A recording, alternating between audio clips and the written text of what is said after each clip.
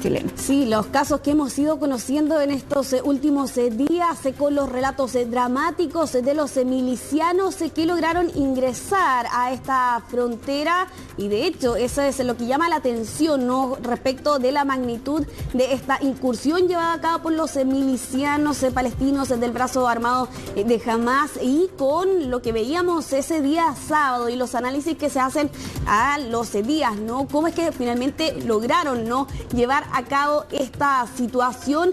Christian Paulsen conversó con analistas y con expertos para intentar entender, al menos hasta esta hora, cómo es que finalmente el grupo miliciano palestino logró llevar a cabo esta incursión, un ataque sin precedentes.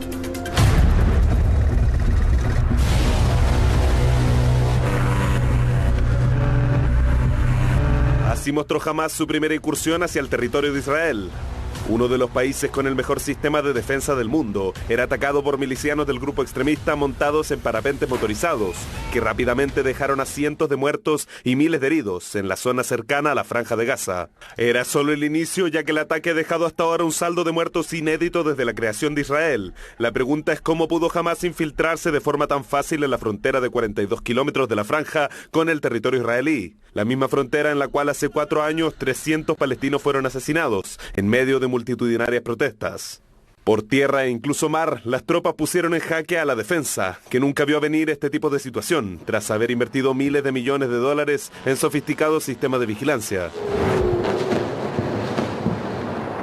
La intricada cúpula de hierro de Israel también presentó un colapso parcial, tras el lanzamiento de más de 5.000 cohetes provenientes de la Franja de Gaza en solo 20 minutos. El 90% de efectividad que tiene la protección antiaérea permitió la entrada de varios proyectiles. Esto es un fallo descomunal de los servicios de inteligencia israelíes. Hay algo de este sentimiento absoluto de superioridad. Nosotros tenemos la tecnología, tenemos todo tipo de sensores y los tenemos controlados. Bueno, ha ocurrido en todos los conflictos que quienes disponen de menos recursos tienen muchas veces ingenio. Israel cuenta con el respaldo histórico de Estados Unidos y es uno de los países que cuenta con la etiqueta de aliado importante de la OTAN, una categoría que le otorga todo tipo de beneficios económicos y militares, y ha mantenido con el fin de tener una ventaja total ante las amenazas latentes de Hezbollah y Hamás que enfrenta en sus fronteras. La seguridad parecía completamente bajo control gracias a un gasto militar de más de 22.000 millones de euros al año hasta ahora. Aunque las cosas sean bastante sofisticadas o tengan efectivamente un gran gasto, no significa que sean infalibles. Y hay demostraciones de eso también a lo largo de la historia reciente y también dentro de la historia global de los conflictos. Y esto habla también de la capacidad organizativa que efectivamente es capaz de desarrollar Hamás.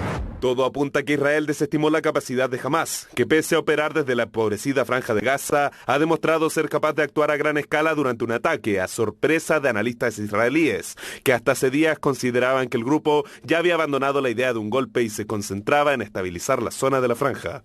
Es posible que el análisis también falló. Hace unos pocos días un oficial del aparato de seguridad de Israel anunció que Hamás con toda probabilidad estuvo disuadido, que no tenían intenciones para atacar, y en realidad, considerando la debilidad comparativa de Hamás, eso es lo que un analista racional debería expectar. Una de las principales dudas tiene que ver con el financiamiento de esta operación de Hamás. La sospecha de que el grupo posiblemente recibiera ayuda financiera y militar de Irán crece, mientras que el régimen de Ibrahim Raisi felicita al grupo tras lo que llamó una victoria contra Israel. Sin embargo, aún solo se trata de sospechas. Creo que lo más importante y lo que me llevaría efectivamente a pensar cuál es el rol de Irán es que más allá del financiamiento quizás también hay una parte estratégica y formativa dentro de estos grupos, lo cual hablaría efectivamente de la capacidad militar y de despliegue que podría tener Irán. Ahora, si esto efectivamente es así, pues generaría un problema mayor dentro de la zona. Pero ¿puede Hamás hacer frente a una guerra contra Israel? Expertos señalan que la milicia islámica puede haber agotado muy temprano sus recursos. Aquí hay una cantidad limitada de fuerza que además no han tenido el control del territorio como tal, no han sido capaces de apoderarse de terrenos críticos que le permitan mantener ese territorio. Por tanto, yo creo que es una incursión más bien aislada, más bien puntual, que obedece a un propósito político mayor. Aún no existe la suficiente evidencia como para determinar a ciencia cierta el origen de las fallas de Israel. Pero lo que sí está claro es que la contraofensiva busca dejar atrás este error militar, con un bloqueo total del suministro de comida, agua, energía y gasolina a la Franja de Gaza, y el inicio de una operación terrestre en un territorio con más de 2 millones de palestinos.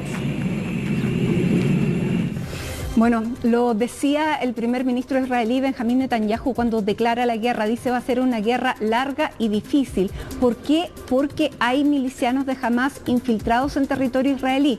De hecho, se especula, se sospecha, o más bien la inteligencia israelí, esta vez sí ha detectado presencia, o por lo menos tiene información sobre presencia de 12 células de Hamás que estarían infiltradas en el territorio israelí, dispuestas a actuar, entre comillas, no sabemos qué significa, pero no es nada bueno, si efectivamente las tropas israelíes entran a la Franja de Gaza. Sí, aquí hay analistas que consideran que lo que vimos ese 7 de octubre es una victoria de Hamás y un fracaso para Israel, incluso apuntando a que este 7 de octubre va a quedar en la historia tanto como ese 6 de octubre de 1973, que fue cuando estalló la guerra de Yom Kippur, y esto en alusión, ¿no?, a lo que veíamos en el informe de Christian Poulsen, donde daba cuenta, ¿no?, de esta magnitud que tuvo este ataque sin precedentes. Nunca habían muerto tantos israelitas en un mismo día. Sí, sobre todo considerando las cifras de los primeros 2 días, con los primeros reportes donde se hablaba de más de 700 personas, ahora ya esa cifra ha subido